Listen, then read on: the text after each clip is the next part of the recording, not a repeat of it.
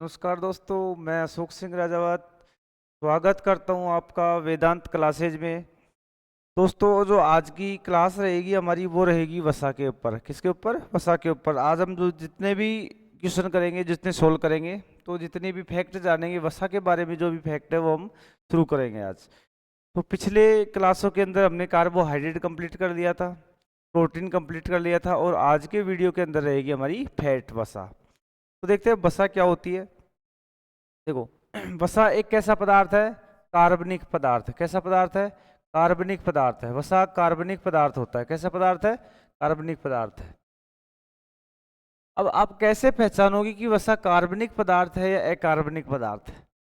हमें पहचानना तो आना चाहिए ना, कि आप किसी को भी कार्बनिक बोल रहे हो, किसी को भी अकार्बनिक बोल रहे हो, तो इसका मतलब कैसे है?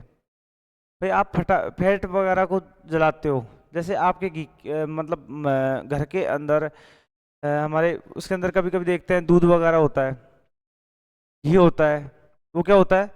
दूध और घी होता है, तो क्या होता है? ज़्यादा देर तक रहने के बाद में जल जाते हैं। क्या होते हैं? जल जाते हैं। तो जलने के बाद में कैसा दिखते हैं? वो काले काले। तो कार्बनिक का मतलब क्या हो गया कि किसी भी यदि पदार्थ को आप जलाते हो, किसी भी पदार्थ को आप जलाते हो, तो वह कैसा हो जाता है? जलने के बाद में काला हो जाता है। इस वजह से क्या कहलाता है? कार्बनिक पदार्थ कहलाते हैं। और वसा से हमें, वसा कैसा पदार्थ है? आपसे पूछे फैट कैसा पदार्थ है? कार्बनिक पदार्थ। कैसा पदार्थ है? कार्बनिक पदार्थ। या इसे हम क्या, कैसे इससे हमें क्या प्राप्त होती है? ऊर्जा प्राप्त होती है। क्या प्राप्त होती है? ऊर्जा प्राप्त होती है। वसा से हमें ऊर्जा प्राप्त होती है। क्या प्राप्त होती है? वसा से हमें क्या प्राप्त होती है? ऊर्जा प्राप्त होती है। फिर बात आते हैं, वसा कैसा अणु है? जैविक अणु है। वसा कैसा अणु है? जैविक अणु है। जैविक अणु है। तो आपसे पूछ सकता है कैसा अणु है? जैविक अणु भी क्या होती है? वसा होती है। कार्बनिक पदार्थ है, इससे हमें ऊर्जा प्राप्त होती है, और क्या होता है? जैविक अणु है। फिर हम बात करते हैं कि क्या वसा से हमें ऊर्जा प्राप्त होती है, तो कितनी प्राप्त होती है। दोस्तों, 1 ग्राम वसा से हमें 9.3 किलो कैलोरी एनर्जी प्राप्त होती है। 1 ग्राम यदि आप वसा का यूज कर रहे हो तो 9.3 किलो कैलोरी कैलोरी ऊर्जा आपको प्राप्त होती है। जो सबसे अधिक प्राप्त होती है, जो सबसे अधिक प्राप्त होती है और लंबे समय तक के लिए प्राप्त होती है। तो यहाँ पे हमारा एक क्वेश्चन क्या बन सकता है? यहाँ पे अपने क्वेश्चन की बात करें तो क्वेश्चन क्या बनेगा? यहाँ पे जो क्वेश्चन है वो क्या है कि वसा से हमें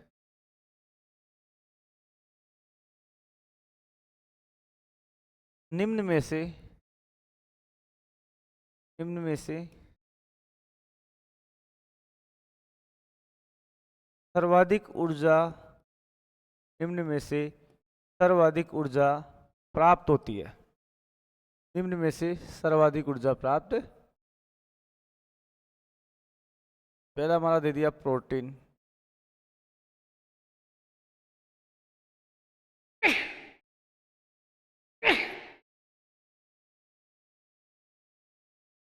प्रोटीन। दूसरा है हमारा कार्बोहाइड्रेट। तीसरा है हमारा जल। और चौथे की बात करें तो चौथा है हमारा वसा। तो यहाँ पे अपन देखते हैं निम्न में से सर्वाधिक ऊर्जा प्राप्त होती है। तो प्रोटीन की देखी थी, तो 1 ग्राम प्रोटीन से हमें ऊर्जा कितनी प्राप्त होती है? 1 ग्राम से 4 कैलोरी या 4 किलो कैलोरी। इससे बात की थी तो अपन ने 4.3 किलो कैलोरी या 4.2 किलो कैलोरी। और 1 ग्राम वसा से हमें कितनी एनर्जी प्राप्त होती है? 9.3 किलो कैलोरी। कितनी? 9.3 किलो कैलोरी। तो आपसे किसी भी प्रकार का क्रम भी पूछ सकता है, वसाओं का क्रम। ठीक है, जो हमारे इस क्वेश्चन के अंदर दे रखा है कि निम्न में से सर्वाधिक ऊर्जा का क्रम बताओ, तो सर्वाधिक ऊर्जा का क्रम भी पूछ सकता है। तो आपको ये याद रखना है कि प्रोटीन की ऊर्जा, 1 ग्राम प्रोटीन से हमें जो एनर्जी प्राप्त होती है वो 1 ग्राम कार्बोहाइड्रेट से क्या होती है? कम प्राप्त होती है। इस प्रकार से सबसे ज्यादा हमें एनर्जी किससे प्राप्त होती है? वसा से प्राप्त होती है। फिर उसके बाद में कार्बोहाइड्रेट आ जाते हैं, फिर उससे सबसे कम किस में आ जाती है आपके पास? प्रोटीन। तो इस प्रकार से पूछ सकते हैं कि सबसे ज्यादा वसा किस में होती है? हमारे वसा के अंदर। किसके अंदर होती है? वसा के अंदर पाई जाती है। फिर दूसरा क्वेश्चन क्या आता है? दूसरा क्वेश्चन ये आता है कि आपको यदि लंबे समय तक ऊर्जा प्राप्त करनी है, लंबे समय तक ऊर्जा प्राप्त करनी है तो किसका सेवन करना चाहिए?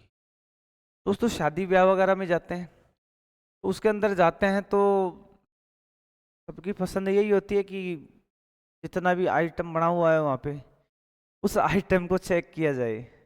तो चेक करने के चक्कर में क्या करते हैं कि शादी में जाते हैं, 3-4 घंटे तो मिनिमम घूमते ही हैं, घूमते रहते हैं, खाते रहते हैं, घूमते रहते हैं, खाते रहते हैं। तो घूमने के चक्कर में क्या होता है कि वहाँ पर जितने भी बने हुए हैं आइटम है वो सारे के सारे आपके पास जितने ज़्यादातर शादियों में फास्ट फूड मिलेंगे आपको, वो फास्ट फूड होते हैं जो किसके अंदर बने हुए हैं, सारे के सारे फास्ट फूड बने हुए हैं किसके अंदर, रिफाइंड ऑयल के अंदर बनते हैं या फिर अपने बनते हैं तेल के अंदर। या रिफाइंड घी होता है जिसे हम वनस्पति घी बोलते हैं वैसे तो, ठीक है, तो उसके अंदर बनते हैं। तो उसके अंदर बनेंगे तो सबसे हमें क्या मिलती है, वसा मिलती है। और वसा मिलती है तो लंबे समय तक ऊर्जा प्राप्त करने के लिए हमें किसका सेवन करना चाहिए, वसा का। किसका सेवन करना चाहिए, वसा का सेवन करना चाहिए। तो यहाँ पे क्या हो सकता है कि लंबे समय तक, लंबे समय तक, लंबे समय तक, लंबे समय तक ऊर्जा प्राप्त करने के लिए, लंबे समय तक ऊर्जा प्राप्त करने के लिए, लंबे समय तक ऊर्जा प्राप्त करने के लिए हमें वसा का सेवन करना चाहिए। हमें वसा का सेवन करना, वसा का सेवन करना, ठीक है। लंबे समय तक आपको एनर्जी प्राप्त करनी है तो आपको का सेवन करना पड़ेगा, वसा का सेवन करना पड़ेगा। लेकिन यदि तुरंत एनर्जी की बात आए कि तुरंत ऊर्जा प्रदान करने के लिए हमें क्या लेना चाहिए, ग्लूकोज या कार्बोहाइड्रेट लेना चाहिए। अब बात करते हैं कि वसा क्या होती है। वसा थोड़े बहुत देखते हैं कि वसा पानी में कैसी होती है। वसा पानी में अघुलनशील, वसा पानी में कैसी होती है, अघुलनशील। वसा पानी में कैसी होती है, अघुलनशील। वसा पानी के अंदर घुलती नहीं है। अरे कभी आपने देखा है क्या कि पानी के अंदर तेल है, घी है जो घुल रहा हो, तो वसा पानी के अंदर क्या होती है, अघुलनशील होती है। क्या होती है, अघुलनशील होती है। अब फिर क्वेश्चन पूछता है कि वसा के निर्माण में कौन कौन से तत्व आते हैं। वसा के निर्माण में, वसा के निर्माण में कौन कौन से तत्व आते हैं। वसा के निर्माण में तत्व, वसा के निर्माण में तत्व की कौन कौन से एलिमेंट पार्टिसिपेट या भाग लेते हैं फैट के निर्माण के अंदर, ठीक है। तो अपन ने क्या देखा था, CHO। CHO तो किसके अंदर आ रहा था, कार्बोहाइड्रेट के अंदर आ रहा था। किसके अंदर आ रहा था, कार्बोहाइड्रेट के अंदर आ रहा था। कार्बन, हाइड्रोजन, ऑक्सीजन कार्बोहाइड्रेट के अंदर भी आ रहा था। ये तीनों यदि आ रहे हैं तो आपका क्या बनता है, कार्बोहाइड्रेट बनता है। क्या बनता है, कार्बोहाइड्रेट बनता है। यदि इसके साथ में N लगा दूं तो ये बन जाता है हमारा प्रोटीन। और यहाँ पे S लगा दूं, क्या लगा दूं, S लगा दूं, CHONS। और एक आ जाएगा हमारा फास्फोरस। क्या आ जाएगा, फास्फोरस। ये सभी क्या पाए जाते हैं, फैट के अंदर पाए जाते हैं। C का मतलब क्या हो गया, कार्बन।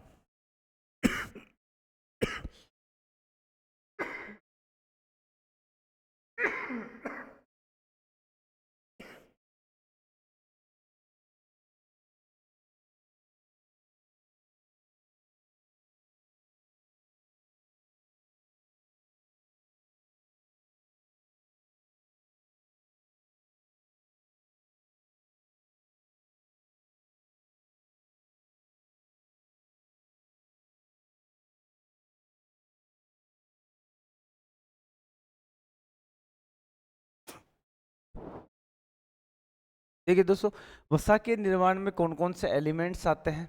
एक तो बात करते हैं अपन कार्बन की, किसकी बात करते हैं, कार्बन की बात करते हैं। दूसरा है हमारा हाइड्रोजन। दूसरा कौन सा है, हाइड्रोजन। तीसरे की बात करें तो ये कौन सा आ जाएगा, ऑक्सीजन। कौन सा आ जाएगा, ऑक्सीजन, ठीक है। ये हमारा क्या है, नाइट्रोजन। ये कौन सा है, सल्फर। और ये है हमारा phosphorus.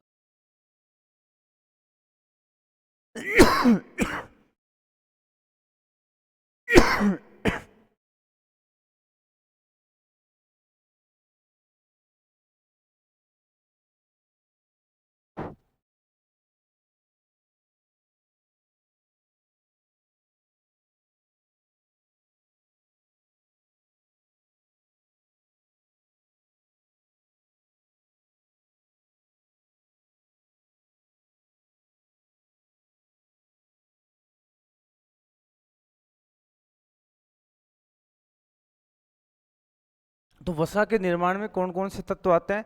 Carbon, hydrogen, oxygen, nitrogen, sulphur और फास्फोरस। तो आपसे ये पूछ सकता है कि वसा के निर्माण में कौन कौन से तत्व आते हैं, तो वसा के निर्माण के अंदर ये क्या आते हैं? तत्व आते हैं। फिर बात करते हैं अपन, वसा कार्बनिक पदार्थों में कैसे होती है? घुलनशील, लेकिन जल में कैसी होती है? अघुलनशील।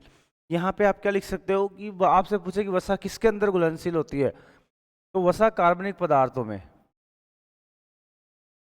वसा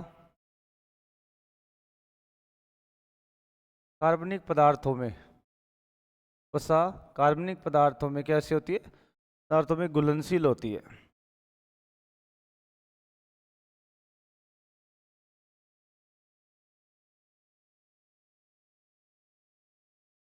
वसा कार्बनिक पदार्थों में कैसी होती है? घुलनशील होती है। इसके बाद में अपन देखते हैं कि वसा के सोर्स क्या क्या है, किस वसा में किस किस से प्राप्त हो जाती है? सोर्स ऑफ फैट की वसा के सोर्सेज क्या क्या है? तो हम देखते हैं, सबसे पहले तेल है, घी है, से आप डालडा बोलते हो, वनस्पति घी या डालडा,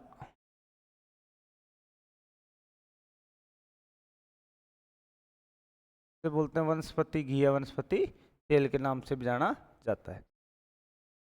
फिर आप क्या खाते हो? जैसे चीज, पनीर, मटन, तेल हो गया, घी हो गया, डालडा हो गया, चीज हो गया, पनीर हो गया, मटर हो गया, मटन हो गया, और हमारे एक नारियल आता है। ठीक है, इसके बाद में मछली के लीवर का तेल, मछली हो गई।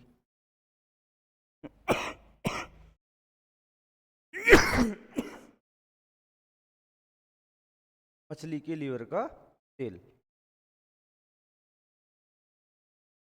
ये हो गई, और मछली के लीवर का तेल।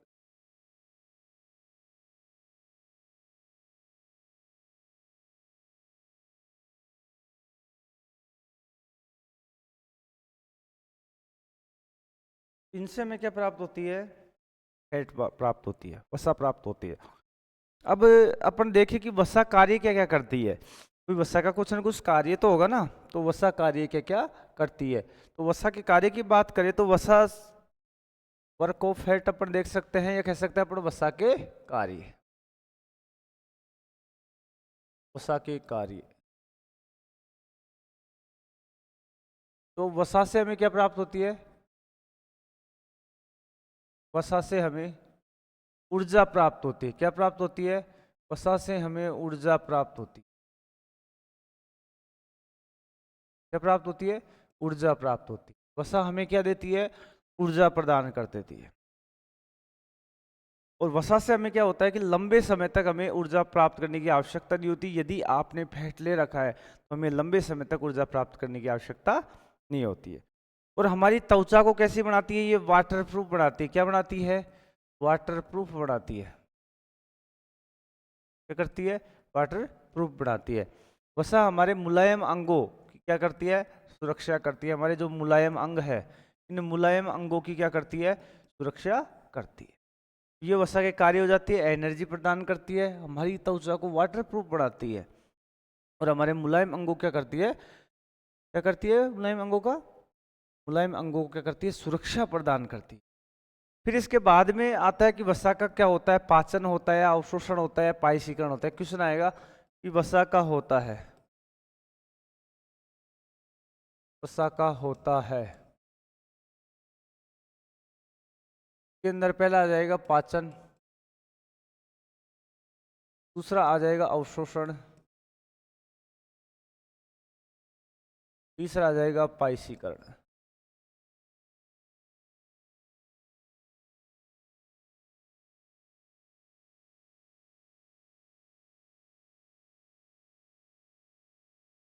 ये क्वेश्चन है हमारे पास कि वसा का होता है, पाचन होता है, या अवशोषण होता है, या पायसीकरण होता है, या उपरोक्त सभी। तो इसके अंदर अपन देखते हैं कि अवशोषण, पाचन की बात करें तो पाचन किस किस का होता है? पाचन तो होता है तो कार्बोहाइड्रेट, कार्बोहाइड्रेट। कार्बोहाइड्रेट और प्रोटीन का तो क्या होता है, पाचन होता है। क्या होता है, इन दोनों का पाचन होता है। अपन बात करें अवशोषण की तो विटामिन है हमारे, जो भी विटामिन है इन विटामिन का क्या होता है, अवशोषण होता है। और वसा का होता है पाइसीकरण। क्या होता है, पाइसीकरण। वसा बड़े बड़े टुकड़े हैं वसा के, इन बड़े बड़े टुकड़ों का वसा का छोटे छोटे टुकड़ों में टूटना क्या कहलाता है, पाइसीकरण। क्या कहलाता है, पाइसीकरण। तो वसा का क्या होता है, पाइसीकरण होता है। विटामिन का अवशोषण होता है। और हमारा कार्बोहाइड्रेट और प्रोटीन है, इनका क्या होता है, इनका क्या होता है, पाचन होता है। ठीक है दोस्तों, अब आगे चलते हैं वसा की तरफ। तो वसा का क्या होता है, पाइसीकरण होता है। वसा का क्या होता है दोस्तों, पाइसीकरण होता है।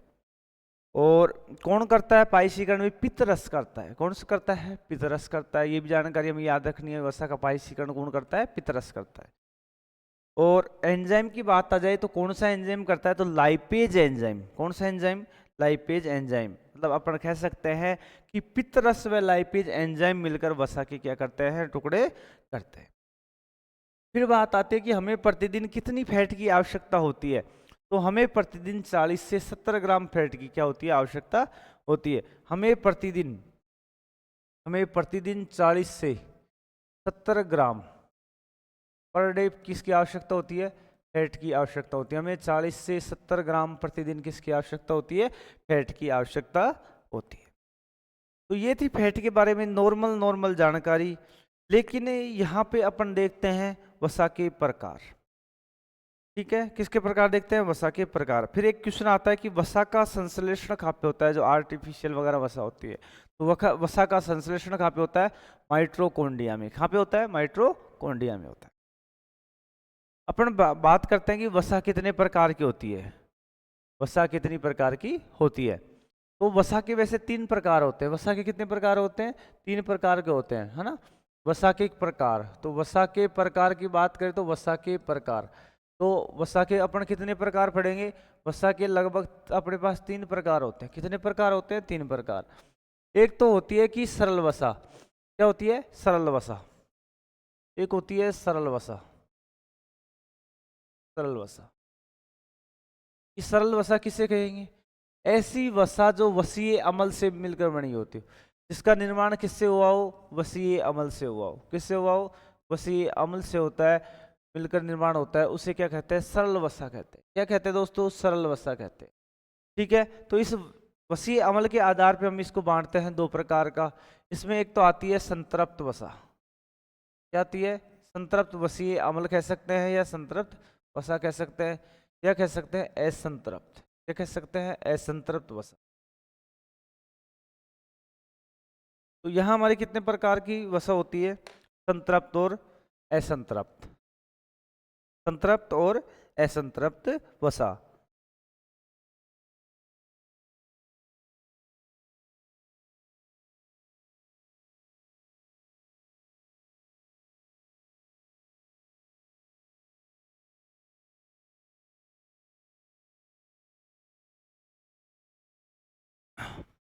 तो यहाँ पे अपन को संतृप्त वसा पढ़नी है और क्या पढ़नी है, असंतृप्त वसा। तो वसा के कितने प्रकार के होते हैं, 3 प्रकार की। तो उन 3 प्रकारों में पहला आती है सरल वसा। सरल वसा किससे मिलकर बनी होती है, जो वसीय अमल से मिलकर बनी होती है, उसे क्या कहते हैं, हम सरल वसा कहते हैं। सरल वसा के अंतर्गत क्या क्या आता है, संतृप्त वसा आती है और असंतृप्त वसा आती है। फिर इसके बाद में एक आती है हमारी दूसरी संयुक्त वसा। क्या आती है, संयुक्त वसा। संयुक्त वसा, ठीक है। फिर आती है हमारी आर्टिफिशियल, इसे बोलते हैं व्युत्पन्न वसा। क्या बोलते हैं, व्युत्पन्न वसा। 3 प्रकार की हमारे पास क्या होती है दोस्तों, फैट होती है। सरल वसा, संयुक्त वसा, और एक होती है आर्टिफिशियल फैट, या अपन इसको कह सकते हैं व्युत्पन्न वसा कह सकते हैं। तो सबसे पहले अपन बात करते हैं कि संतृप्त वसा की। इस संतृप्त वसा के अंदर क्या क्या आती है। तो जो हमारी संतृप्त वसा होती है ना, उस वसा के अंदर इसे बोलते हैं हम बेड फैट। क्या बोलते हैं इसको, दूसरा नाम बेड फैट। ठीक है, तो संतृप्त वसीय अम्ल की बात करते हैं हम। संतृप्त वसीय अम्ल, संतृप्त वसा क्या होती है, या संतृप्त वसीय अम्ल क्या होता है, सैचुरेटेड फैट। ठीक है, ये फट रहे हैं। अब इसमें क्या होता है कि इस वसा के अंदर पाए जाने वाले कार्बन के अंदर कार्बन कार्बन के मध्य सिंगल बॉन्ड पाया जाता है। क्या पाया जाता है? इस वसा के अंदर जो कार्बन पाया जाएगा उस कार्बन कार्बन के मध्य कौन सा बंध पाया जाएगा? Single bond. सिंगल बॉन्ड, ठीक है, क्या पाया जाएगा? Single bond. या इसे क्या कहेंगे अपन सिंगल बॉन्ड की जगह? एकल बंध। क्या कहेंगे? एकल बंध पाया जाता है। क्या पाया जाता है? एकल बंध पाया जाता है। ठीक है, तो संतृप्त वसीय अम्ल है कि ऐसी वसा जिसके अंदर कार्बन कार्बन के मध्य कौन सा बंध पाया जाता है? सिंगल बंध पाया जाता है। ऐसी वसा को क्या बोलते हैं? संतृप्त वसीय अम्ल कहते हैं। इसका दूसरा नाम है बैड फैट, या इसे बोलते हैं बुरी वसा। क्या कहते हैं? बुरी वसा। बुरी वसा क्यों कहते हैं? या इसे बोलेंगे बैड फैट। क्या बोलेंगे? बैड फैट बोलते हैं। क्या बोलते हैं? बैड फैट बोलते हैं। या इसे बोलते हैं एलडीएफ फैट। या क्या बोलेंगे दूसरा नाम? LDF, low density fat. अब इसको दोस्तों बुरी वसा क्यों कहा, लो डेंसिटी फैट क्यों कहा? अब इसके एग्जाम्पल आते हैं, जैसे मांस हो गया, घी हो गया, मतलब, या इसे दूसरा नाम से बोलते हैं जंतु वसा। इसे और अन्य नाम क्या है इसका? जंतु वसा। अब आप जंतु वसा से समझ गए होंगे, जंतु वसा से इसका मतलब क्या होता है कि जंतुओं से प्राप्त वसा। जंतुओं से प्राप्त वसा, इससे जंतुओं से प्राप्त वसा, जंतुओं से प्राप्त वसा क्या कहलाती है? बैड फैट कहलाती है। क्या कहलाती है? बैड फैट कहलाती है। ठीक है, या इसे लो डेंसिटी फैट कहते हैं, या इसे क्या कहते हैं? बुरी वसा कहते हैं। अब यहाँ पे जंतुओं से अपन को क्या क्या प्राप्त होता है? जंतुओं से मांस खा रहे हो, ठीक है, जंतुओं का जो भी मांस खा रहे हो, घी खा रहे हो, वो सभी चीजें क्या आएंगी? इसके अंतर्गत आएंगी।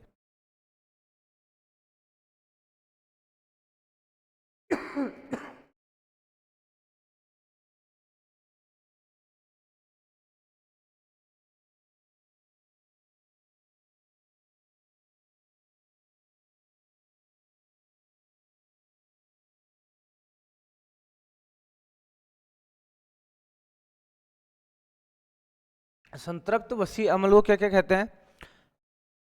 एक तो बुरी वसा, बैड फैट, या लो डेंसिटी फैट कहते हैं। जंतु वसा, जंतु से प्राप्त वसा इसे कहते हैं। ठीक है, जंतु से आपको क्या क्या मिल रहा है? मांस मिल रहा है, ठीक है, और क्या मिल रहा है? घी मिल रहा है। बाकी आप जानते हो दूध मिल रहा है, माँ, ठीक है, घी मिल रहा है, पनीर वगैरह जितने भी दूध के प्रोडक्ट है जंतु से प्राप्त हो रहे हैं। तो इनका जो क्या होती है, इनको एलडीएफ कहते हैं, लो डेंसिटी फैट। घनत्व निम्न होता है इनका। क्या होता है? घनत्व निम्न होता है। और दूसरे के साथ इसके अंदर जो बॉन्डिंग पाई जाती है ना, वो सिंगल बॉन्ड पाया जाता है। अब सिंगल बॉन्ड को तोड़ने के लिए अधिक ऊर्जा की आवश्यकता, कितनी ऊर्जा की आवश्यकता होती है? सिंगल बंध को तोड़ने के लिए अधिक ऊर्जा की आवश्यकता होती है।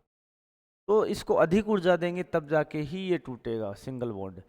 इसकी जगह डबल बॉन्ड होता, ट्रिपल बॉन्ड होता है, तो वो कम ऊर्जा के अंदर क्या होता? टूट जाता। इस वजह से इसे क्या बोलते हैं? संतृप्त वसीय अम्ल। क्या बोलते हैं? संतृप्त वसीय अम्ल, या इसे क्या कहेंगे? बुरी वसा। क्या कहते हैं? बुरी वसा। क्योंकि इस फैट को तोड़ने के लिए हमें अधिक ऊर्जा की आवश्यकता होती है और बॉडी में इतनी जल्दी से नहीं टूट सकती। इस वजह से इसका नाम है बुरी वसा, या क्या कहते हैं इसको? Animal fat.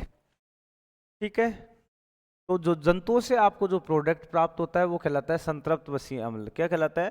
संतृप्त वसीय अम्ल कहलाता है। क्या कहलाता है? संतृप्त वसीय अम्ल कहलाता है। जो जो भी प्रोडक्ट आपको किससे प्राप्त हो रहा है? जंतुओं से प्राप्त हो रहा है, तो वो आपको क्या करता है? हानिकारक देता है। क्या करता है? हानिकारक होता है।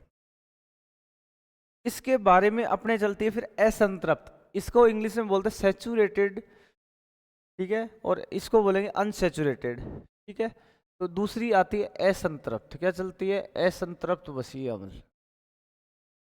असंतृप्त वसीय अम्ल।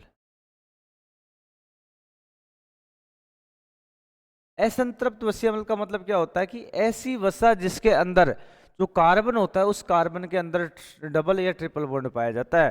कि ऐसी वसा जिसमें कार्बन कार्बन के मध्य डबल, कार्बन कार्बन के मध्य, कार्बन कार्बन के मध्य डबल, या कार्बन कार्बन के मध्य कितना बॉन्ड पाया जाता है? सिंगल सॉरी थर्ड बंद पाया जाता है, मतलब त्रियक बंद पाया जाता है या ट्रिपल बंद पाया जाता है। इसे क्या कहते हैं? असंतृप्त वसीय अम्ल। क्या कहते हैं? असंतृप्त वसीय अम्ल कहते हैं। और इसे दूसरा नाम जानना चाहिए, इसे बोलते हैं गुड फैट। क्या बोलते हैं? Good fat. क्या बोलते हैं? गुड फैट, अच्छी वसा। क्या बोलते हैं? गुड फैट, या इसे बोलते हैं अच्छी। अब इसे गुड फैट या अच्छी वसा क्यों कहते हैं? क्योंकि मैंने बताया था कि इसके अंदर सेकंड और क्या पाया जाता है? थर्ड बॉन्ड पाया जाता है, द्विबंध और त्रिबंध पाया जाता है, डबल बॉन्ड और क्या पाया जाता है? त्रिबंध पाया जाता है।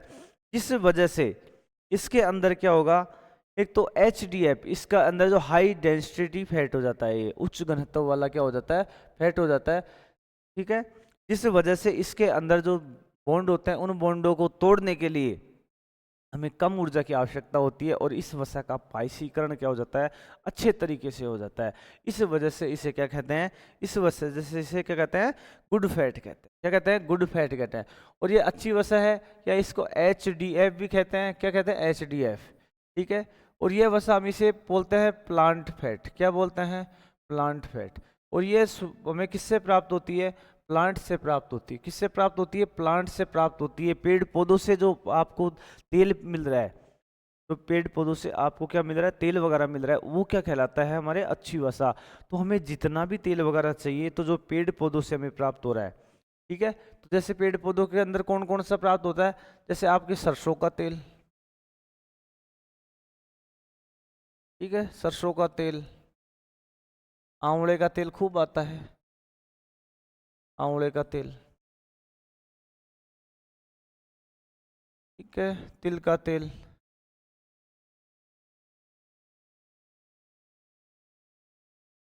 अरंडी का तेल। एक आपने सुना होगा ताड़ ऑयल, पाम ऑयल, बहुत बढ़िया तरीके से सुन रखा होगा, पोम ऑयल, है ना? पोम ऑयल, ये ताड़ का तेल कहता था, पोम ऑयल। तो इस तेल के अंदर आप जितने भी देखते हो ना, ये आपके बाजार के अंदर इस तेल का यूज किया जाता है, पोम ऑयल का। और ज़्यादा ज़्यादा आपने देखा होगा कि ये जितने भी बड़े बड़े वो आते हैं, मॉल वगैरह खुले हुए हैं, उनके ऊपर ऑफर चलता है कि आपने देखा होगा कि कोई भी मॉल वगैरह होता है ना, उस मॉल के अंदर आपने ये नोटिस किया होगा कि आपको कोई भी एलमंड ऑयल है, एलमंड ऑयल है। ठीक है। इस एलमंड की ऑयल की बात करें, वो आपको कम से कम 200 रुपये के अंदर, आधा लीटर 200 से 300 रुपये के अंदर आपको लगभग 500 ml क्या मिल जाता है? एलमंड ऑयल मिल जाता है। कितना? 500 ml। आपने सोचा होगा कि यार 500 ml, और आप यदि बादाम का भाव पूछते हो, तो बादाम का जो भाव होता है वो क्या होता है? बादाम का भाव कितना होगा? लगभग 700 से 800, नॉर्मल बात कर रहा हूँ, 700 से 800। ठीक है। और इधर अपन रेट देखते हैं कि 200 से 300 रुपए के बीच में आपको आधा लीटर क्या मिल रहा है? तेल मिल रहा है। ठीक है। कंपनी आपको क्या कर रही है? बजाज का, सॉरी बजाज का क्या है, जैसे एलमंड ऑयल दे रही है आपको, बादाम का तेल दे रही है। तो बादाम का जो तेल दे रही है, तो उसके ऊपर क्या होगा? 500 ml की रेट 180 या 200 रुपए के समथिंग आपको मिलती है। तो इधर देखते हैं कि आप बाजार से बादाम लेके आओगे, तो उसका 700 800 900 रुपये भाव होता है। अब यदि इसमें से यदि 1 किलो बादाम में से यदि ये 1 किलो बादाम है, इसका यदि आप तेल निकालो, तो क्या पूरा का पूरा 1 kg के अंदर से पूरा 1 किलो तेल निकल जाएगा? क्या नहीं निकल पाए। तेल निकलेगा लगभग इसका 40 से 45 या 50%। तो इसका जो तेल निकालोगे, तो 1 kg बादाम के अंदर तेल मान लो 500 ml निकला। कितना? 500 ml। इस हिसाब से तो इसका भाव, जो तेल है, इसका भाव होना चाहिए 1600 1700 रुपये या 2000 रुपये प्रति लीटर, है कि नहीं? इतना होना चाहिए। लेकिन आपको क्या लीटर मिल रहा है? कम से कम 300 400, मान लो 400 रुपये लीटर मिल रहा है आपको। तो कहाँ पे इधर आप लगाओ कि 1 kg का, अपन 1 kg के अंदर लगभग 500 ml निकलेगा, तो इधर इसके भाव से रेट लगाते हैं, तो यहाँ पे रेट लगभग 1600 से 2000 रुपये रेट आनी चाहिए। लेकिन आपको क्या मिल रहा है? कितने में मिल जाता है? 400 रुपये के अंदर मिल जाता है। तो इसके अंदर ऐसा क्या किया जाता है? इसके अंदर ऐसा क्या किया जाता है? तो इसके अंदर दोस्तों क्या किया जाता है? तो इसके अंदर पाम ऑयल मिलाया जाता है। इसके अंदर क्या किया जाता है? पाम ऑयल, क्या कहा जाता है? Palm oil. ठीक है दोस्तों, तो इसके अंदर जो ताड़ का तेल होता है, पाम ऑयल होता है, वो क्या किया जाता है? मिलाया जाता है ना। तो ये पाम ऑयल होता है, ताड़ का तेल होता है, ये ताड़ का तेल मिलाया जाता है, या इसे अपन बोलते हैं पॉम ऑयल। क्या बोलते हैं?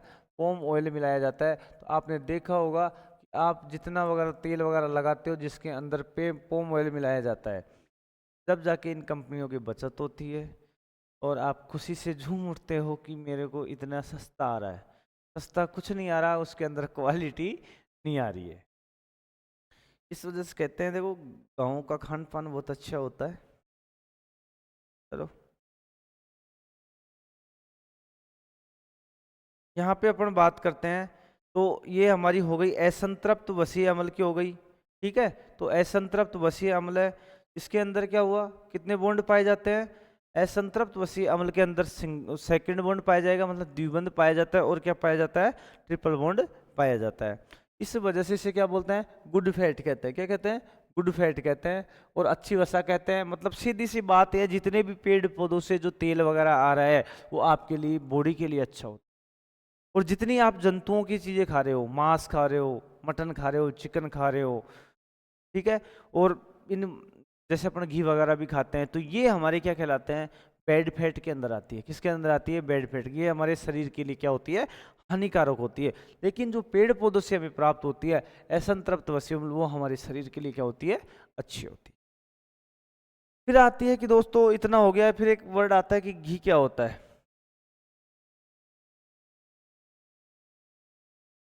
वह वसा, वह वसा जो आरटी, रूम टेम्परेचर पर, ठीक है, या अपन ऐसे कह सकते हैं 25 डिग्री या 20, तो लिख लेना 20 से 25 डिग्री ताप पर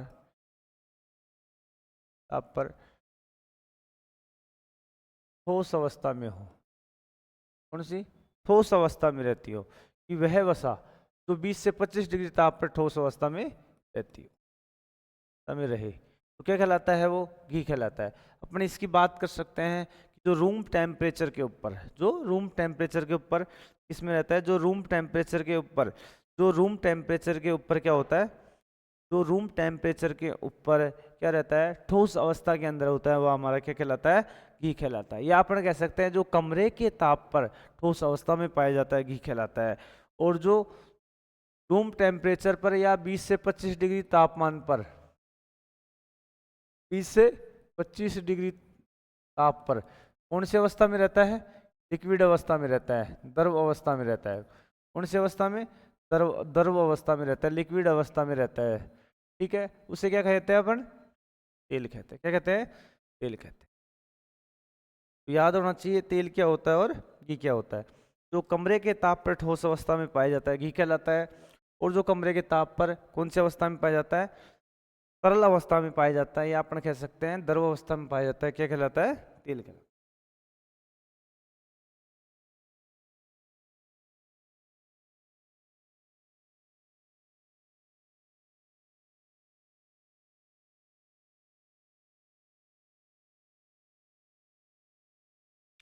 अब एक आता है कि आपने देखा होगा कि डालडा का निर्माण किस प्रकार से होता है?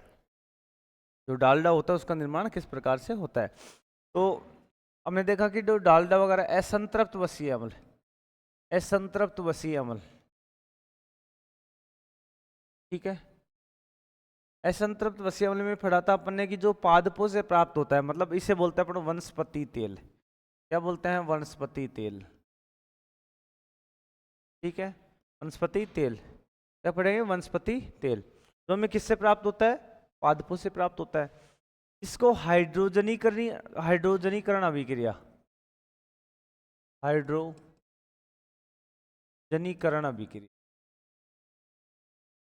हाइड्रोजनीकरण अभिक्रिया द्वारा निखिल, ठीक है, इनकी उपस्थिति में क्या किया जाता है? हाइड्रोजनीकरण अभिक्रिया द्वारा जो वनस्पति तेल होता है, इस तेल को घी में कन्वर्ट किया जाता है। किस में कन्वर्ट किया जाता है? घी में कन्वर्ट किया जाता है। मतलब अपन कह सकते हैं कि जो हमारे पास वनस्पति तेल था वो क्या था? CH3CH2, क्या था? CH3 double bond CH2 plus क्या आ जाएगा? H2। इसकी अपन रिएक्शन करवा रहे हैं, इसकी अपन क्या करा रहे हैं, रिएक्शन करवा रहे हैं। तो रिएक्शन करवाने के बाद में जो आपको मिलेगा वो क्या बन जाएगा, सिंगल बॉन्ड मिल जाएगा, CH3CH। इसे बोलते हैं वनस्पति घी। क्या बोलते हैं, वनस्पति घी। ठीक है, ये आपके किसका फॉर्मूला है, वनस्पति तेल का है। इसकी क्रिया करवाई तो यहाँ पे वनस्पति घी आ गया, तो यहाँ पे बोलेंगे संतृप्त वसीय अम्ल। कौन सा, संतृप्त वसीय अम्ल। ठीक है, संतृप्त वसीय अम्ल की बात हो गई, और इसे बोलते हैं वनस्पति घी। क्या बोलते हैं, वनस्पति घी बोलते हैं। और इसे बोलेंगे अपन डालडा, अपनी भाषा में क्या बोलते हैं, डालडा। तो दोस्तों इस प्रकार से क्या होता है कि जो असंतृप्त वसीय अम्ल होता है, उस असंतृप्त वसीय अम्ल के अंदर हाइड्रोजनीकरण अभिक्रिया के द्वारा उसे किस में बदला जाता है, संतृप्त वसीय अम्ल में बदला जाता है, जिसे हम बोलते हैं वनस्पति घी कहते हैं। वनस्पति घी या क्या अपन क्या कहते हैं, डालडा कहते हैं, या क्या कहते हैं, वनस्पति घी या डालडा कहते हैं। ठीक है, ये वाली रिएक्शन होती है, इस को बोलते हैं वनस्पति तेल बोलते हैं। और निखिल, पैलेडियम, जब इनसे क्या करते हैं अपन, CH3CH3 बन जाता है, मतलब वनस्पति घी का ये हमारे पास फॉर्मूला आता है। तो ये होती है हमारी वसाओं के प्रकार। फिर इसके बाद में हमने वसा देखी, एक वसा का आता है संयुक्त वसा। कौन सी फैट, संयुक्त वसा। ठीक है, जो संयुक्त वसा होती है उसके अंदर ग्लाइकोलिपिड आते हैं और आते हैं फास्फोलिपिड। और आर्टिफिशियल वसा आती है, उसके अंदर आता है एक तो हमारा कोलेस्ट्रॉल, एक आता है हमारा स्टेरॉइड। क्या आता है, कोलेस्ट्रॉल, और एक आता है हमारा स्टेरॉइड। तो यहाँ पे देखते हैं अपन जो दो वसाएं बच गई थी हमारे पास, तो उन वसाओं के पास अपन देखते हैं संयुग्मित वसा। ठीक है, तो उसके अंदर फास्फोलिपिड थी, एक क्या थी, ग्लाइकोलिपिड। ठीक है, तो ये आती है संयुग्मित वसा के अंदर। इसके बाद में आती है आर्टिफिशियल वसा। क्या आती है, आर्टिफिशियल वसा, इससे बोलते हैं व्युत्पन्न वसा। क्या बोलते हैं, व्युत्पन्न वसा। तो व्युत्पन्न वसा क्या होती है कि जिनके अंदर वसा के जैसे गुण पाए जाते हैं लेकिन वसा नहीं होती है। जिनके अंदर किसके गुण पाए जाते हैं, जिनके अंदर किसके, जिनके अंदर वसा के जैसे गुण पाए जाते हैं, जिनके अंदर जिनके अंदर वसा के समान या वसा के जैसे गुण पाए जाते हैं, वसा के समान गुण पाए जाते हैं, गुण पाए जाते हैं। ठीक है, वसा तो नहीं होती लेकिन वसा के समान क्या पाए जाते हैं, गुण पाए जाते हैं, उन्हें क्या कहते हैं, आर्टिफिशियल वसा या व्युत्पन्न वसा कहते हैं। इसके अंदर एक नाम सुना होगा आपने, कोलेस्ट्रॉल। बहुत अच्छी तरीके से सुन रहे हैं, कोलेस्ट्रॉल। कोलेस्ट्रॉल, किसी भी व्यक्ति के यदि थोड़ा सा भी दर्द वगैरह हो गया ना, तो जो हार्ट का जो डॉक्टर होता है, हार्ट का डॉक्टर ये कि डायलॉग बोलता है, कोलेस्ट्रॉल बढ़ गया। क्या बढ़ गया, कोलेस्ट्रॉल। अब कोलेस्ट्रॉल है क्या, वैसे कोलेस्ट्रॉल बढ़ गया तो लोग बाग घबरा जाते हैं कि यार कोलेस्ट्रॉल बढ़ गया और अब फिर मेरा हार्ट अटैक आने वाला है, मेरा कोलेस्ट्रॉल ज़्यादा बढ़ गया। तो घबरा के क्या करते हैं, घबराने के बाद में वो क्या करते हैं, फिर बीपी हाई और कर लेते हैं। तो कोलेस्ट्रॉल दोस्तों क्या होता है, आर्टिफिशियल फैट होती है। वसा के जिस प्रकार से हमारे वसा होती है उस प्रकार से, इस प्रकार से वसा के क्या होते हैं, टुकड़े होते हैं।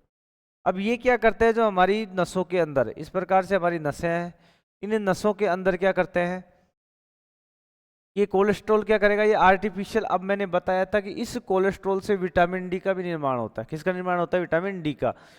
अब ये हमारी बॉडी के अंदर, ब्लड के अंदर बहता है, तो इस प्रकार से क्या करता है, बहता रहता है। और कहीं पे यदि रुकावट वगैरह आ गई तो इस प्रकार से ये क्या कर देगा, रुकावट उत्पन्न कर देगा, इस प्रकार से रुकावट उत्पन्न कर देगा।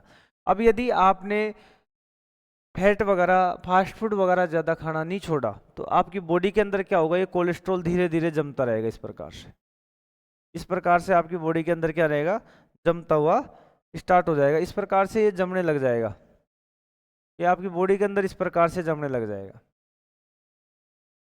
ठीक है, अब इस प्रकार से आपकी बॉडी के अंदर धीरे धीरे क्या होगा, जमना स्टार्ट हो जाएगा। और आपको धीरे धीरे जिस हिस्से में यह जम रहा है, मान लो हार्ट के पास जम रहा है, जिस हिस्से में ये जम रहा है वहां पर धीरे धीरे दर्द का एहसास होना क्या हो जाएगा, स्टार्ट हो जाएगा। दर्द इस वजह से होगा क्योंकि पहले ये इतना बड़ा था, पहले इतना बड़ा था, इसके अंदर पूरा ब्लड फ्लो कर रहा था इसके अंदर, और अब इसमें क्या आ गई, रुकावट आ गई। इधर से ब्लड आ रहा है, ब्लड आके क्या कर रहा है, यहाँ पे टक्कर मार रहा है, क्या कर रहा है, टक्कर मार रहा है। तो ब्लड का जो प्रेशर है, ब्लड को इतना निकलना चाहिए था, लेकिन ब्लड इतना निकल नहीं पाता है, ब्लड की मात्रा क्या हो गई, कम हो गई। तो फिर इसकी वजह से क्या करते हैं डॉक्टर वगैरह, इसको कम करने के लिए, आपने नाम सुना होगा EDTA, EDTA ethylene di amine tetra acetate. ये आर्टिफिशियल वो होता है जो हमारे ब्लड को क्या करता है, पतला करता है, क्या करता है, पतला करता है। तो ये दिया जाता है आपको, ठीक है। तो इस प्रकार से आपकी बॉडी के अंदर ये कोलेस्ट्रॉल क्या होता है, जमा हो जाता है। जमा होने के बाद में धीरे धीरे धीरे धीरे क्या होगा, ये जमा होएगा और धीरे धीरे धीरे क्या हो जाएगा, इस प्रकार से आपकी नसें हैं वो क्या हो जाती है, ब्लॉकेज हो जाती है, क्या हो जाती है, ब्लॉकेज। फिर इसको क्या किया जाता है, हटाया वगैरह जाता है, जब जाके आपके क्या करता है, काम करता है।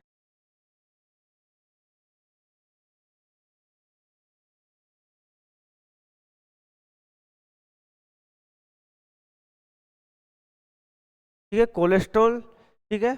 तो कोलेस्ट्रॉल होता है जो हमारे इसके अंदर सबसे पहले पाया जाता है, जो आर्टिफिशियल वसा के अंदर आता है ना, ये हमारे वसा के समान दिखने वाली क्या होती है, वसा होती है, और इसे क्या कहते हैं, व्युत्पन्न वसा कहते हैं। हमारी सभी कोशिकाएं कोलेस्ट्रॉल बनाती है, हमारी सभी कोशिकाएं, कितनी, हमारी सभी कोशिकाएं, हमारी सभी कोशिकाएं, हमारी सभी कोशिकाएं, हमारी सभी कोशिकाएं क्या बनाती है, कोलेस्ट्रॉल बनाती है, क्या बनाती है, हमारी सभी कोशिकाएं कोलेस्ट्रॉल बनाती है, क्या बनाती है, हमारी सभी कोशिकाएं कोलेस्ट्रॉल बनाती है। और कोलेस्ट्रॉल से क्या होता है, विटामिन डी का निर्माण होता है, क्या होता है, विटामिन डी का निर्माण होता है। किसका निर्माण, विटामिन डी का भी क्या होता है, विटामिन डी का क्या होता है, निर्माण होता है। तो आपको याद रखना है कि हमारी सभी कोशिकाएं कोलेस्ट्रॉल बनाती है, और इस कोलेस्ट्रॉल से हमारे विटामिन डी का क्या होता है, निर्माण होता है।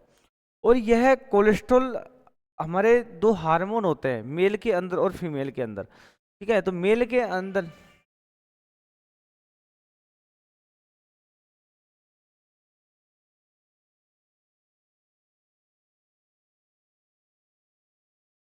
एक हार्मोन पाया जाता है टेस्टोस्टेरोन,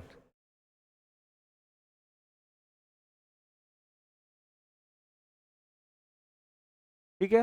मेल के अंदर जो हार्मोन होता है उसका नाम है टेस्टोस्टेरोन। तो इस हार्मोन का क्या करता है, निर्माण करता है। तो मेल के अंदर टेस्टोस्टेरोन हार्मोन का क्या करता है, कोलेस्ट्रॉल, कोलेस्ट्रॉल से क्या होता है, कोलेस्ट्रॉल से निर्माण होता है, इससे कोलेस्ट्रॉल से निर्माण होता है। तो जो टेस्टोस्टेरोन हार्मोन होता है उससे किसका निर्माण होता है, ठीक है, टेस्टोस्टेरोन हार्मोन होता है उससे वो सॉरी कोलेस्ट्रॉल से किसका निर्माण होता है, टेस्टोस्टेरोन हार्मोन का क्या होता है, निर्माण होता है। और महिलाओं के अंदर जो प्रोजेस्टेरोन हार्मोन पाया जाता है, कौन सा, प्रोजेस्टेरोन हार्मोन, इस हार्मोन का भी क्या करता है, ये निर्माण करता है। तो कोलेस्ट्रॉल क्या करता है, हमारे दो हार्मोन का क्या करता है, निर्माण करता है। और जितने भी हमारे टिश्यू हैं उन टिश्यू के ऊपर जो मेम्ब्रेन होती है, झिल्ली होती है, वो किसकी बनी होती है, कोलेस्ट्रॉल की बनी होती है। और 75% जो कोलेस्ट्रॉल होता है, ठीक है, 75% क्या होता है, जो कोलेस्ट्रॉल होता है वह कोलेस्ट्रॉल हमारी बॉडी के द्वारा, किसके द्वारा, हमारी बॉडी के द्वारा, या अपन कह सकते हैं हमारी मसल्स वगैरह के द्वारा, मतलब हमारी बॉडी के अंदर जितना भी कोलेस्ट्रॉल होता है ना उसका 75% तो हमारी बॉडी बना देती है। उसके अंदर हमारी जो कोशिकाएं और लीवर किसका निर्माण कर देती है, कोलेस्ट्रॉल का क्या कर देती है, निर्माण कर देती है।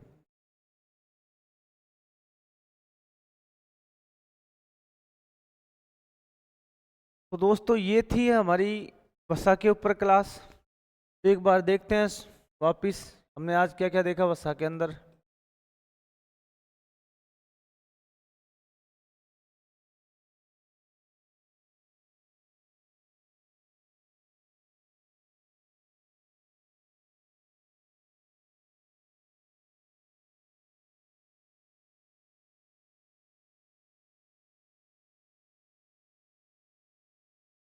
देखो, हमने वसा में देखा कि वसा कैसा पदार्थ है, कार्बनिक पदार्थ है। कैसा पदार्थ है, कार्बनिक पदार्थ।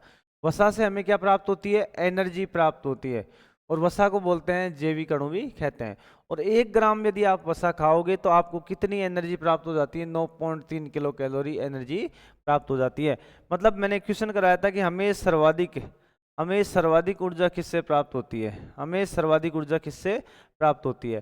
तो हमें सर्वाधिक ऊर्जा किससे प्राप्त होगी, हमें सर्वाधिक ऊर्जा प्राप्त होती है किससे? वसा से। क्योंकि यदि आप तीनों की बात करते हो कि देखो विटामिन से तो हमें एनर्जी प्राप्त नहीं होती, और वसा की बात करते हैं तो 1 ग्राम जो फैट होती है, 1 ग्राम फैट होती है, इससे हमें 9.3 एनर्जी प्राप्त होती है। कितनी? 9.3। 1 ग्राम अपन प्रोटीन की बात करें, किसकी बात करें? प्रोटीन की बात करें तो इससे 4.0 कैलोरी एनर्जी प्राप्त होती है। और 1 ग्राम अपन कार्बोहाइड्रेट बात करें तो 1 ग्राम कार्बोहाइड्रेट से लगभग 4.2 से 4.3 किलो कैलोरी एनर्जी क्या हो जाती है? प्राप्त हो जाती है। इन तीनों का क्रम याद रखना है कि सबसे ज़्यादा फैट हमें प्राप्त होती है किससे? सबसे ज़्यादा ऊर्जा किससे प्राप्त होती है? हमें फैट से। और सबसे कम प्राप्त होती है हमें प्रोटीन से। मतलब 1 ग्राम प्रोटीन से आपको 4.0 ई एनर्जी आपको प्राप्त होती है। तो आपसे वसा का किसी प्रकार से क्रम पूछ सकता है। और आई बात विटामिन की, विटामिन से हमें क्या नहीं मिलती है? एनर्जी नहीं मिलती है। विटामिन से हमें एनर्जी नहीं मिलती है। फिर इसके बाद में देखा था कि लंबे समय तक ऊर्जा प्राप्त करने के लिए किसका सेवन करना चाहिए? वसा का सेवन करना चाहिए। लंबे समय तक ऊर्जा प्राप्त करने के लिए, मतलब हमको बहुत लंबे समय तक एनर्जी प्राप्त करनी है, तो आप सबसे ज़्यादा क्या खाइए? वसा का सेवन करिए। घी खाइए या क्या खाइए? तेल खाइए। वसा पानी में कैसी होती है? घुल जाती है क्या? वसा पानी में क्या होती है? अघुलनशील। क्या होती है? अघुलनशील होती है। लेकिन ताप देने के बाद में कैसी हो जाती है? घुलनशील हो जाती है। और कार्बनिक पदार्थों में कैसी हो जाती है? घुलनशील हो जाती है। फिर आपसे पूछ सकता है कि वसा के निर्माण में कौन कौन से तत्व पाए जाते हैं?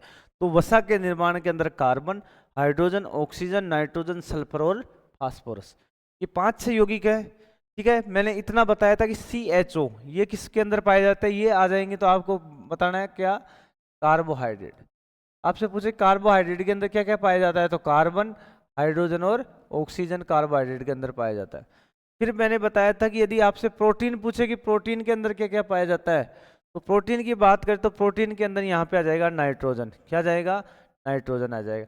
यदि आपसे वसा की बात करें तो वसा में Sp और जोड़ना है। क्या जोड़ना है? Sp जोड़ना है। Sp जोड़ते ही आपकी क्या आ जाएगी? वसा। ठीक है, तो इस प्रकार से याद रखना है। CHO मतलब कार्बोहाइड्रेट, N जोड़ दोगे तो क्या हो जाएगा? मतलब प्रोटीन। Sp जोड़ दोगे तो क्या हो जाएगा आपके पास? वसा। कि वसा में ये क्या होते हैं? तत्व होते हैं। वसा कार्बनिक पदार्थों में घुलनशील होती है। कैसी होती है? घुलनशील। वसा कार्बनिक पदार्थों में कैसी होती है? घुलनशील होती है। सोर्स क्या क्या है? जितना भी आप तेल है, अब तेल की बात है, जिसका भी तेल आता है, घी है, डालडा बोलते हैं जिसे हम वनस्पति घी बोलते हैं, चीज हो गया, पनीर हो गया, मटन, नारियल, मछली, मछली के लीवर का तेल, इन सभी से हमें क्या प्राप्त होती है? वसा प्राप्त होती है। क्या प्राप्त होती है? वसा प्राप्त होती है। वसा के कार्य देखे अपन, वसा के क्या क्या कार्य होते हैं फैट के? वसा हमें ऊर्जा प्राप्त होती है। वसा से हमें क्या प्राप्त होती है? ऊर्जा प्राप्त होती है। और हमारी बॉडी को कैसी बनाती है? वाटरप्रूफ बनाती है। क्या बनाती है? वाटरप्रूफ। अरे नहाते हो तब ये थोड़ी होता है कि नहाते समय पानी अंदर चला गया हो, ऐसे थोड़ी होता है। तो वाटरप्रूफ बनाती है। और हमारे अंगों क्या बनाती है? मुलायम बनाती है। क्या बनाती है? मुलायम बनाती है। फिर मैंने लिखा था कि वसा का क्या होता है? वसा का क्या होता है? वसा का पाचन होता है, वसा का अवशोषण होता है, या वसा का पायशीकरण होता है। तो दोस्तों मैंने बताया था कि पाचन की बात करें अपन, तो पाचन है वो तो कार्बोहाइड्रेट और प्रोटीन का होता है। किसका? कार्बोहाइड्रेट और प्रोटीन का तो क्या होगा? पाचन होता है। और विटामिन्स का क्या होता है? अवशोषण होता है। और पायशीकरण किसका होता है? हमारे वसा का क्या होता है? पायशीकरण होता है। पायशीकरण का मतलब क्या होता है? वसा का बड़े कण को छोटे छोटे टुकड़ों में तोड़ना क्या कहलाता है? पायशीकरण कहलाता है। ये क्या कहलाता है? पायशीकरण कहलाता है। फिर इसके बाद में बात की कि हमें प्रतिदिन कितनी वसा चाहिए। हमें प्रतिदिन 40 से 70 ग्राम हमें प्रतिदिन वसा लेनी चाहिए। फिर हमने देखी वसा के प्रकार। वसा कितनी प्रकार की होती है? 3 प्रकार की। सबसे पहले हमने पढ़ा सरल वसा। ठीक है, सरल वसा जो वसी अम्लों से मिलकर बनी होती है उसे हम क्या कहते हैं? सरल वसा कहते हैं। और जो सरल वसा होती है इसके 2 टाइप होते हैं, संतृप्त वसा और असंतृप्त वसा। ठीक है, संतृप्त वसा और असंतृप्त वसा। फिर हमने देखा कि दूसरा टाइप था संयुक्त वसा का। तीसरा टाइप है व्युत्पन्न वसा। कैसी वसा? व्युत्पन्न वसा। फिर हमने देखा संतृप्त वसीय अम्ल। संतृप्त वसीय अम्ल किसे कहते हैं कि वह वसा जिसके अंदर कार्बन कार्बन के मध्य, किसमें कार्बन कार्बन के मध्य क्या पाया जाता है, सिंगल बॉन्ड पाया जाता है या एक कलबंध पाया जाता है, उसे बोलते हैं संतृप्त वसा। या इसे कहते हैं बुरी वसा। क्या कहते हैं, बुरी वसा कहेंगे। या इसे बोलेंगे बैड फैट। क्या बोलते हैं, बैड फैट कहते हैं। या इसे बोलते हैं एलडीएफ, लो डेंसिटी फैट। क्या बोलते हैं, लो डेंसिटी फैट। जो जंतुओं से आपको प्राप्त होने वाली वसा है, ठीक है, जंतुओं से प्राप्त जो वसा है वो आपकी बॉडी के लिए अच्छी नहीं होती है। क्या नहीं होती है, आपकी बॉडी के लिए अच्छी नहीं होती है। क्यों नहीं होती, क्योंकि इस वसा को तोड़ने के लिए हमें ऊर्जा की अधिक आवश्यकता होती है।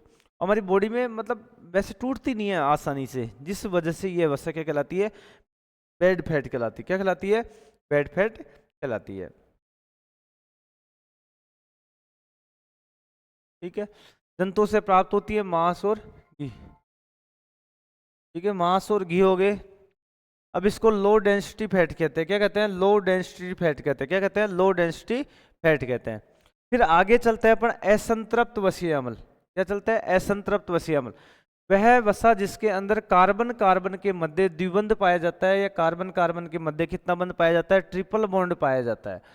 ठीक है, तो वह वसा या वह वसीय अम्ल जिनके मध्य पाए जाने वाले कार्बन के मध्य डबल बॉन्ड या कौन से बॉन्ड पाए जाते हैं, ट्रिपल बॉन्ड पाए जाते हैं, उसे क्या कहते हैं, असंतृप्त वसीय अम्ल, अनसैचुरेटेड फैट। इसे बोलते हैं गुड फैट। क्या बोलते हैं, गुड फैट, या क्या बोलते हैं इसको, अच्छी वसा। क्या बोलते हैं, अच्छी वसा इस वजह से कहते हैं क्योंकि यहाँ पे डबल बॉन्ड पाया जाता है, ट्रिपल बॉन्ड पाया जाता है, तो इनको तोड़ने के लिए हमें ऊर्जा की कम आवश्यकता होती है और आसानी से ये टूट जाते हैं। ठीक है, तो इन्हें बोलते हैं एचडीएफ, हाई डेंसिटी फैट, या इन्हें बोलते हैं प्लांट फैट। कि जो हमें प्लांट से जो आपको जो फैट प्राप्त हो रही है, प्लांट से जो आपको वसा प्राप्त हो रही है, मतलब प्लांट से क्या क्या प्राप्त हो जाएगा आपको, जैसे एग्जाम्पल के तो सरसों का तेल है, आंवले का तेल है, तिल का तेल है, अरंडी का तेल है, ठीक है, मूंगफली का तेल है, ये सारी चीज़ें हमको प्राप्त होती है, तो ये क्या कहलाती है, प्लांट फैट। प्लांट से जितनी चीज़ें आपको प्राप्त हो रही है वो आपके लिए अच्छी है। क्या है, अच्छी है। फिर हमने देखा कि इसके अंदर दो परिभाषा आ जाती है घी के, किसे कहते हैं, कि वह वसा जो 20 से 25 डिग्री ताप पर ठोस अवस्था में रहता है उसे तो हम घी कहते हैं, और जो 20 से 25 डिग्री ताप पर किस अवस्था में रहता है, द्रव अवस्था में रहता है, हम क्या कहते हैं, उसको तेल कहते हैं। क्या कहते हैं, तेल कहते हैं। तो आपसे पूछ सकता है कि तेल और घी में क्या संबंध हो सकता है। फिर मैंने बताया था कि वनस्पति तेल से वनस्पति घी का किस प्रकार से आपका डालडा बनाया जाता है। तो जो हमारा डालडा होता है असंतृप्त वसीय अम्ल होता है। ठीक है, क्या होता है, असंतृप्त वसीय अम्ल होता है, और इसे बोलते हैं अपन वनस्पति तेल। इसका हाइड्रोजनीकरण अभिक्रिया द्वारा निखिल हो गया, पैलेडियम हो गया, इनके द्वारा हम क्या करते हैं, संतृप्त वसीय अम्ल बनाते हैं, वनस्पति घी बनाते हैं, तो हम किसका निर्माण कर देते हैं, डालडा का निर्माण कर देते हैं। तो ये हमारा किसका, वनस्पति तेल का फॉर्मूला है। ये क्रिया होने के बाद में इस रिएक्शन का नाम है हाइड्रोजनीकरण, और ये हमें किससे प्राप्त हो गया, वनस्पति घी प्राप्त हो गया, डालडा। यहाँ पे हमारा डबल बॉन्ड है, डबल बॉन्ड से कन्वर्ट हो गया सिंगल बॉन्ड के अंदर, तो मतलब आपकी बॉडी के अंदर ये क्या करता है, वनस्पति घी, जिसे आप डालडा बोलते हो, हमारी बॉडी के लिए अच्छा नहीं होता है। फिर इसके बाद में मैंने बात की थी आर्टिफिशियल वसा की। आर्टिफिशियल वसा क्या होती है, कि जिसके अंदर वसा के समान गुण पाए जाते हैं।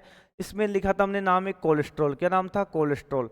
अब कोलेस्ट्रॉल हमारी सभी कोशिकाएं किसका निर्माण करती है, कोलेस्ट्रॉल का निर्माण करती है, और इसके अंदर क्या होता है, विटामिन डी का निर्माण। मतलब हमारी बॉडी के अंदर जो विटामिन डी का निर्माण है वो कौन करता है, कोलेस्ट्रॉल करता है।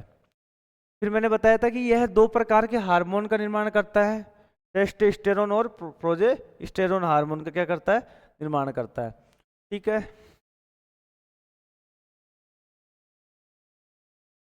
तो दोस्तों ये था हमारा वसा वाला चैप्टर। तो आज यहाँ पे न्यूट्रिशंस वाला चैप्टर कंप्लीट होता है, और कल स्टार्ट करेंगे कोई सा पाचन वाला चैप्टर। तो अधिक से अधिक संख्या में लाइक करें, शेयर करें और चैनल को सब्सक्राइब करें।